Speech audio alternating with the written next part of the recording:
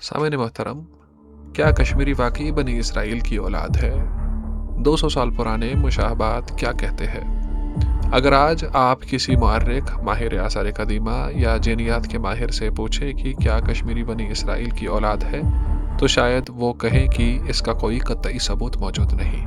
लेकिन हैरत की बात यह है कि 19वीं और 20वीं सदी के दौरान कश्मीर आने वाले दर्जनों यूरोपी सैयाह, फौजी अफसर, डॉक्टर और मुअर्रिख एक ही बात बार बार लिखते रहे, जिसने दुनिया भर के महक़क़ीन को हैरान कर दिया।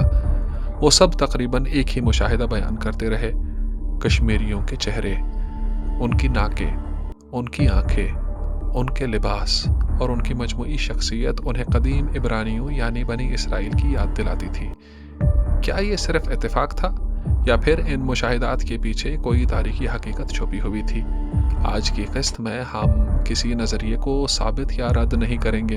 हम सिर्फ ये देखेंगे कि मुख्तलिफ अदवार के मारूफ मुसन्निफीन ने अपनी आंखों से क्या देखा और अपनी किताबों में क्या लिखा। चलिए आगाज करते हैं। 19वीं सदी में जब यूरोपी सैयाह पहली मर्तबा बड़ी तादाद में कश्मीर पहुंचने लगे तो कदीमी हुस्न के साथ साथ एक और चीज़ ने उन्हें हैरान कर दिया। यहाँ के लोग, उनकी शक्ल सूरत उन्हें बरसगीर के दूसरे इलाकों से मुख्तलिफ महसूस हुई। उनमें से एक थे जॉर्ज बेल। अपनी किताब कश्मीर एंड हिंदुस्तान में वो लिखते हैं कि चाहे कश्मीरी हिंदू हो या मुसलमान, उनके चेहरे बेहतरीन यहूदी नक़ूश से मुशाबहत दिखाई देते हैं। वो कश्मीरी औरतों को निहायत हसीन और मर्दों को मजबूत जिस्म का मालिक करार देते हैं। ये सिर्फ एक शख्स की राय नहीं थी। इस दौर में जेम्स मिल ने भी अपनी तहरीरों में अफ़गानियों, अफरीदियों और कश्मीरियों के चेहरों में एक मुश्तरका मुशाहबत का जिक्र किया और इस ख्याल की तरफ इशारा किया कि शायद उनका ताल्लुक़ कदीम इसराइली कबाइल से हो सकता है। यहाँ एक सवाल पैदा होता है, अगर सिर्फ एक या दो सैयाह ऐसा लिखे तो शायद उसे ज़ाती तासुर समझा जा सकता है, लेकिन जब मुख्तलिफ ममालिक से आने वाले दर्जनों अफराद मुख्तलिफ अदवार में एक जैसी बातें लिखे तो क्या उसे सिर्फ इत्तेफाक कहा जा सकता है? अब आइए एक ऐसे शख्स की तरफ जिसने बरसों कश्मीर में गुजारे। फ्रेडरिक ड्रू अपनी मारूफ किताब the jumbo and Kashmir territories में लिखते हैं कि कश्मीरियों के माथे चौड़े, नाकें ऊंची और खूबसूरत और चेहरे निहायत नफीस खदोखाल के हामिल होते हैं। लेकिन वो सिर्फ जिस्मानी साख्त पर नहीं रुकते। वो कश्मीरियों को ज़हीन, हाजिर जवाब, खुश मिजाज और गैर मामूली फ़हम व फरासत रखने वाले माशरा करार देते हैं। उनके मुताबिक कश्मीरी अपने हुक्मरानों से भी ज़्यादा जहानत का मुजाहरा करते थे।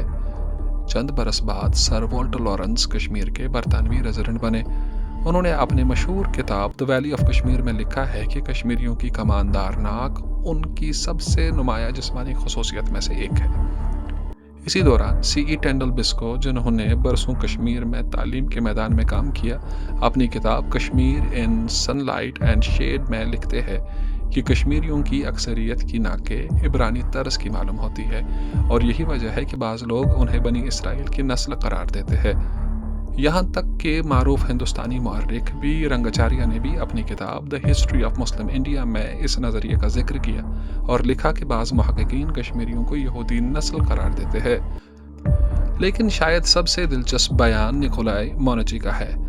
वो मुग़ल शहंशाह औरंगज़ेब के हमरा कश्मीर आए थे।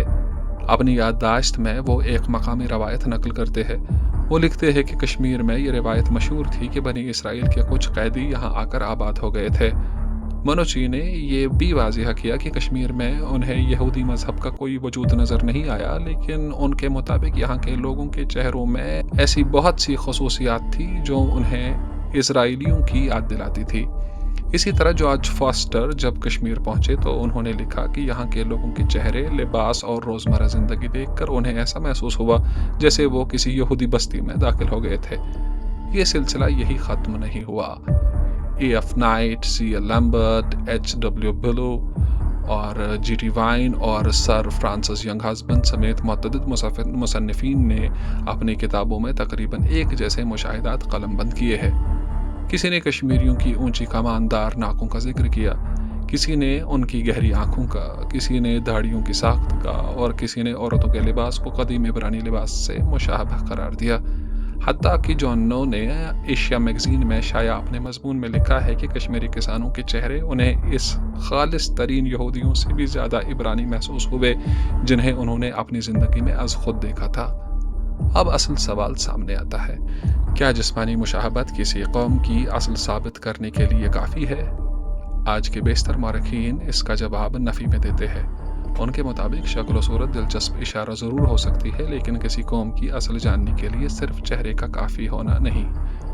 اس کے لیے آثار قدیمہ، قدیم تاریخی دستاویزات، زبان، ثقافت اور جدید جینیاتی تحقیق سب کو ایک ساتھ دیکھنا پڑے گا۔ اس لیے کشمیریوں اور بنی اسرائیلیوں کے تعلق کا نظریہ آج بھی تحقیق اور بحث کا موضوع ہے، نہ کہ ایک متفقہ تاریخی حقیقت۔